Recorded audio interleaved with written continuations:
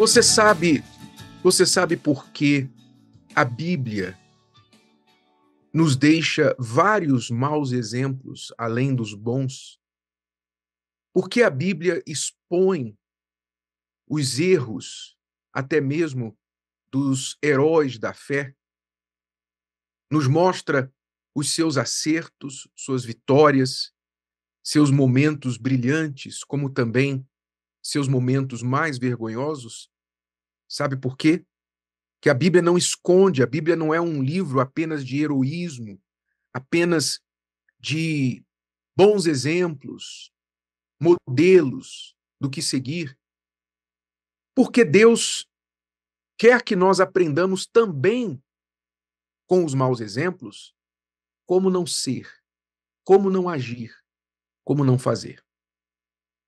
Primeiro que Deus, na sua transparência e verdade, como Jesus disse, eu sou a verdade, ele jamais esconderia a verdade, então ele deixa registrado a história do ser humano e do seu povo de Israel e da igreja, em todas as partes, de Gênesis a Apocalipse, ele deixa registrado as qualidades como também os defeitos, as vitórias como os vícios, as grandes conquistas como também as grandes derrotas e tragédias na vida destes homens e mulheres. Ele deixa isso porque ele quer que nós aprendamos com a história deles. Aprendamos o que fazer e o que não fazer, o que dá certo e o que não dá certo. Então, por isso está ali. Nós não temos apenas bons exemplos, mas também maus exemplos, exemplos daquilo que nós temos de fugir e não repetir mais. Tem um ditado, né, uma frase que diz que quem não conhece a história está fadado a repeti-la. E é a pura verdade, porque muitas pessoas, na sua ignorância, tentam fazer aquilo que já foi provado por A mais B que não dá certo. Por exemplo, eu sempre gosto de me reportar para a área de relacionamentos, que é uma área que eu vivi muito na minha vida e ainda vivo ajudando casais e solteiros no trabalho da Escola do Amor, do Casamento Blindado.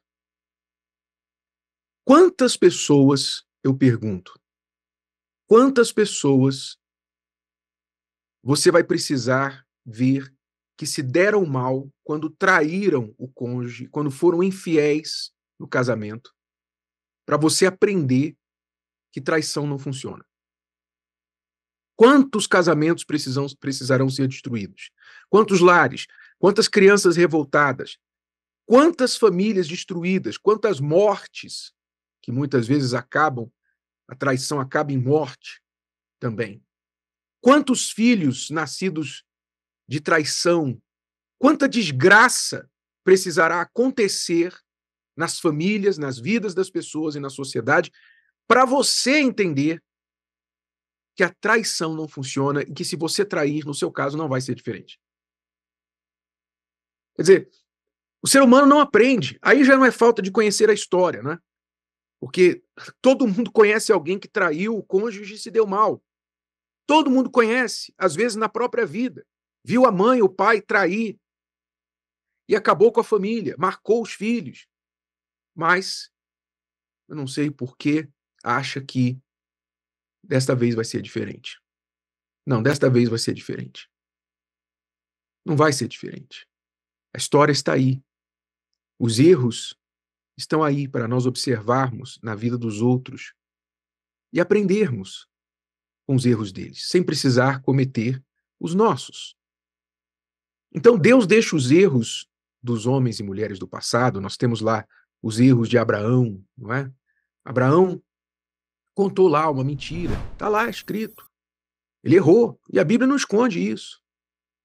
Sara foi lá e foi incrédula, incitou seu marido a dormir com a empregada, não é? Com a escrava.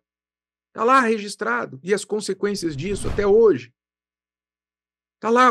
Estão lá os pecados de Davi, que Davi fez, homem segundo o coração de Deus, derrotou Golias, o maior rei que Israel já teve, mas também todos os seus erros estão lá registrados, todas as suas dores, as consequências dos seus pecados estão lá registrados.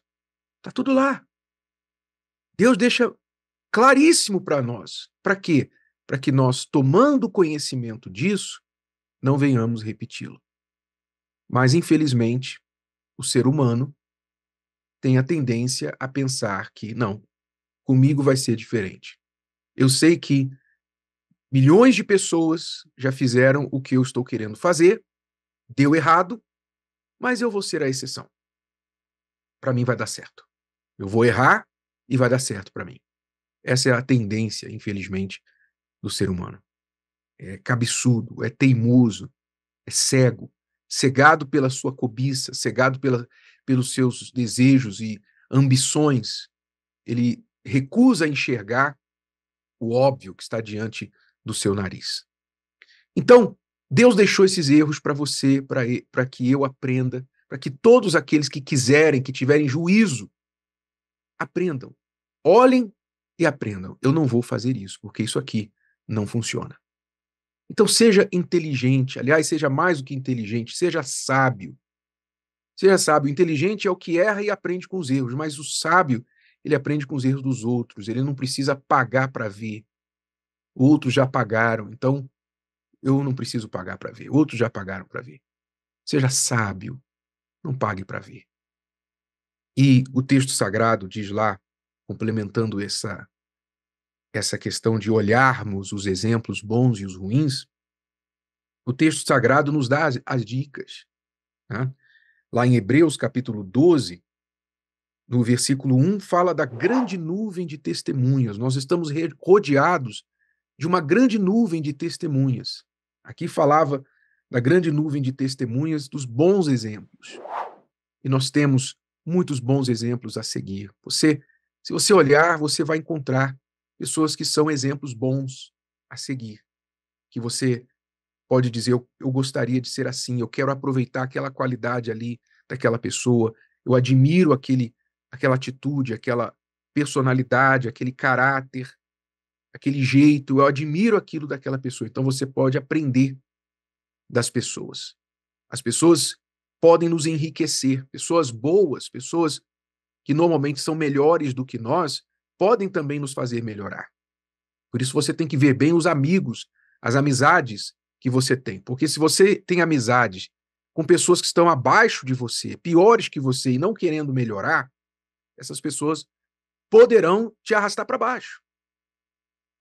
Então, você tem que olhar os seus amigos, as suas amizades, porque se você realmente se misturar com elas, você provavelmente vai se tornar igual a elas. Então, observe muito bem. Quem quer melhorar, olha para quem está melhorando, para quem está melhor que ele. Quem quer melhorar vai olhar para os bons exemplos. Então, o texto nos manda olhar para a grande nuvem de testemunhas, ou considerar a grande nuvem de testemunhas, olhar os bons testemunhos, os bons exemplos ao nosso redor, e continuar correndo a nossa carreira com paciência. E aí, no versículo 2, ele dá a dica principal.